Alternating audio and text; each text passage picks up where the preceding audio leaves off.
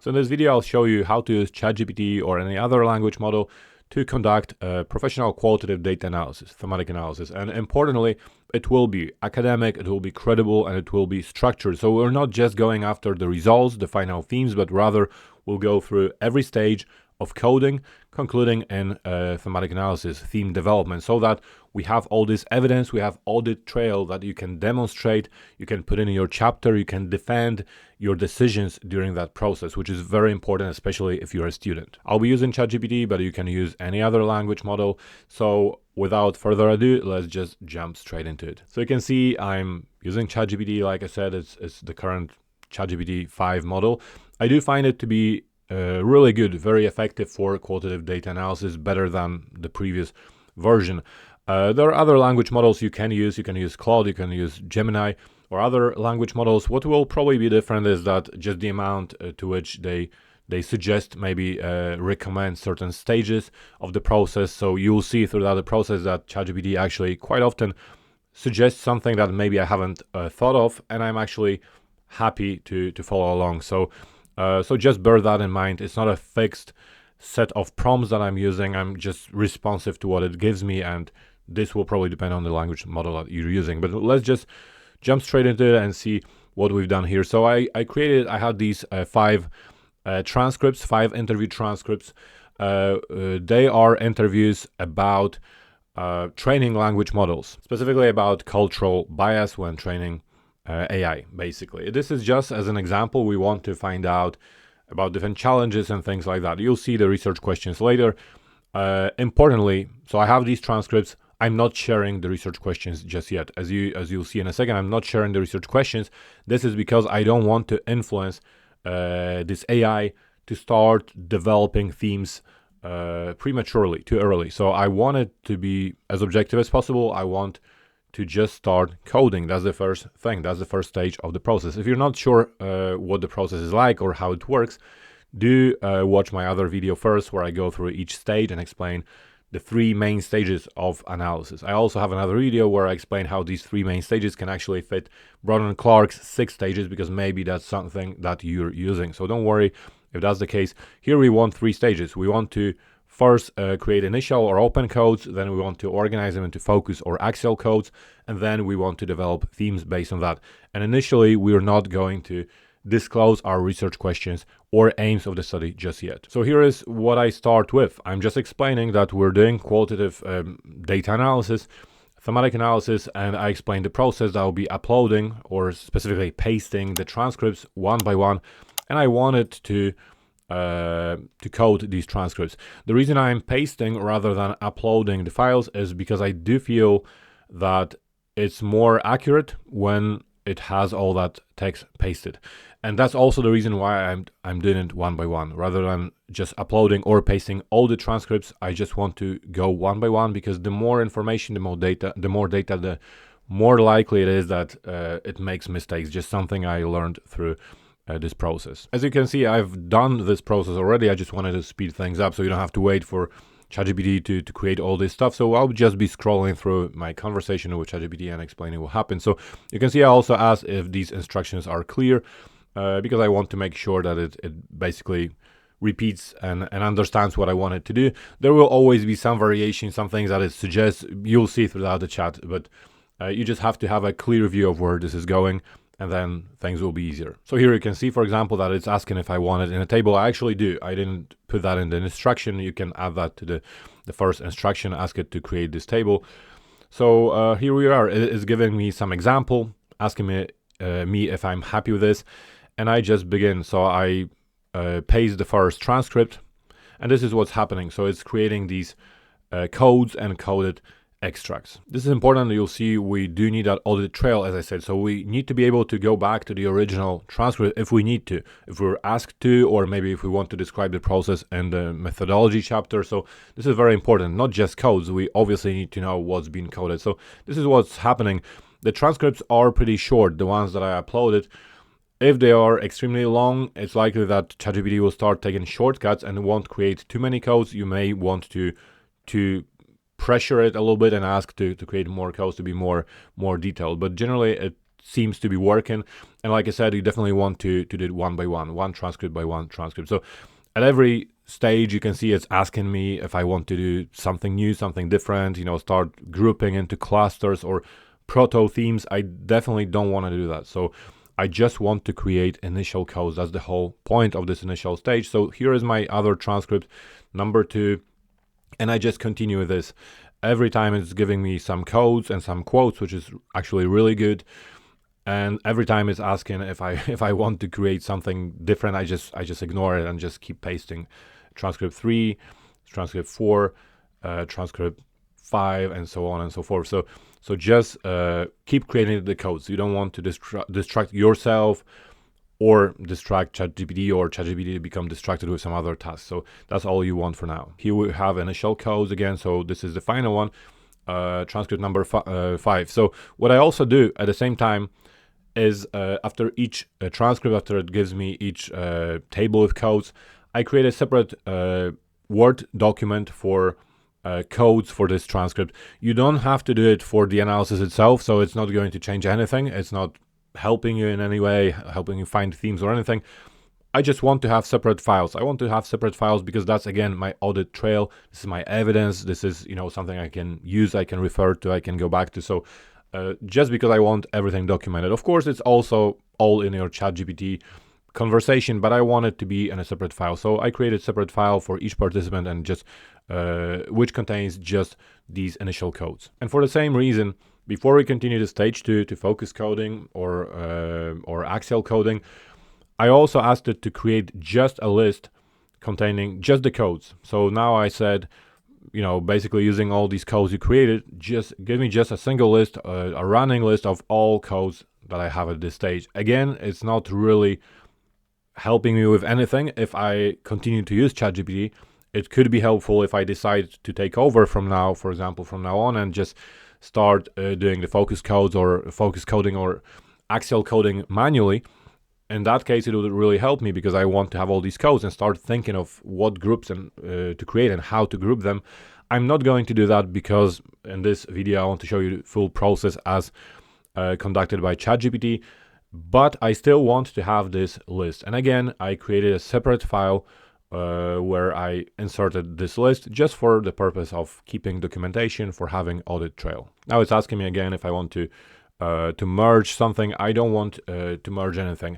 At this stage, you want to have a full list of initial codes.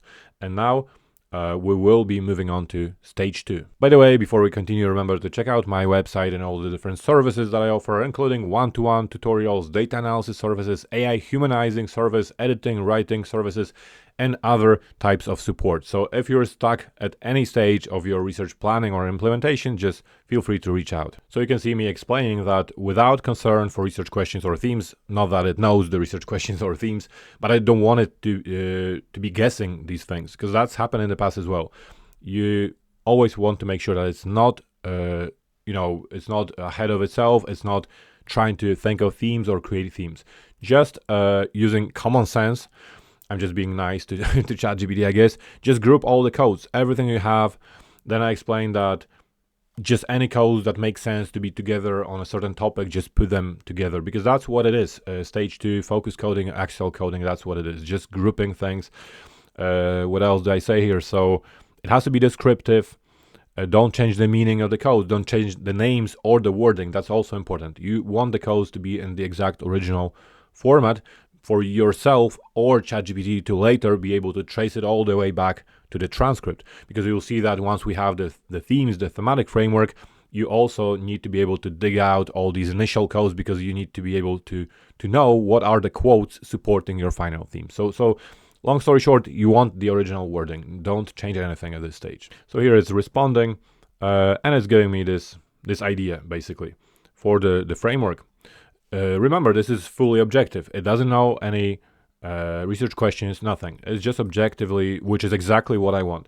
Professional roles and backgrounds. So this is all based on the transcripts. Remember, the transcripts with different people involved in AI training, and generally it's about cultural bias. You'll see the research questions later. So this is what it is. Cultural nature of language and models, data curation and inclusion challenges, all sorts of things, annotation, feedback loops, organizational structure, system design, and plenty of other things. I actually like it because it's detailed and it's objective. Then again, it's giving me some suggestions for what I want to do next. I wanted to reformat this into a coding table. I like it this way. So I asked it to reformat it into a table where we have group name on the left and all the codes on the right. So these codes on the right are codes that were our initial codes, our open codes. These are the groups, the focus codes. Again, I would normally probably copy and paste this into a file. I want to have all these things documented. It will be easier later to find it, to describe it. It's an actual proper process now that we can demonstrate every step of it, and we can defend our decisions. Now it's asking if I want it in Excel format. If you do, you may of course ask it to do it. So remember, this is not set in stone. You can experiment at each stage, and you'll see that I also sometimes make mistakes. At a later stage, I asked it to do something that I didn't really like, but I'm just explaining. Let's move on to thematic analysis now. So these are the research questions. I didn't want them to be too easy, but most of them are pretty straightforward. So how do they define and understand cultural bias, or what strategies are being used? At which stages does this cultural bias become a problem? And also, this is kind of a more ambitious, how do they navigate cultural assumptions, because I wanted just to see what it gives me. Here I explain the whole process of what I wanted to do at this stage. So just pay attention to this, pause it if you need to write something similar.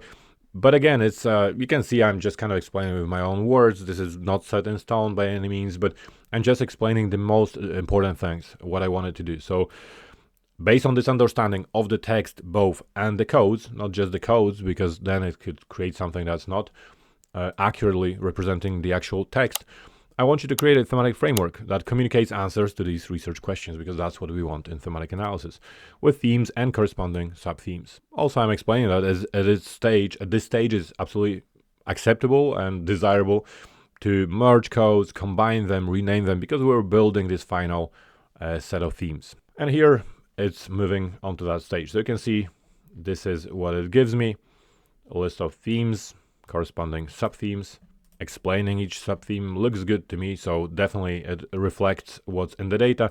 Also indicates which research questions are being answered, so something that I'm definitely happy with. Now it's asking me if I want a visual thematic map, and I said I do.